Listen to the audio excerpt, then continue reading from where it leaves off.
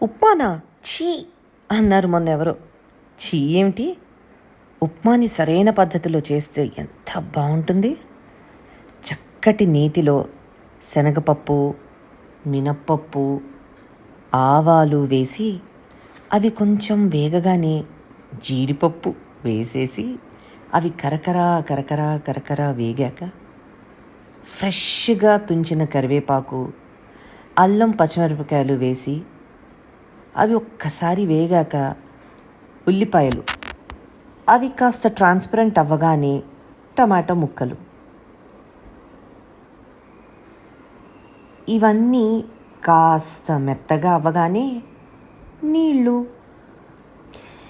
1:2 1:3 తెలీదు నాకు, ఉజ్జాయింపుగా వేసుకుంటాను నీళ్ళు. ఇక నీళ్ళు మరిగేటప్పుడే ఉప్పు వేసుకుని సన్నటి సెగన రవ్వ అలా కలుపుతూ వేసుకుని ఉండలు కట్టకుండా కలుపుతూ జస్ట్ సర్వ్ చేసే ముందు నెయ్యి వేసుకుని అలా తింటే ఆహా, ఎవరండి ఉప్మా బాగుండదు అన్నది?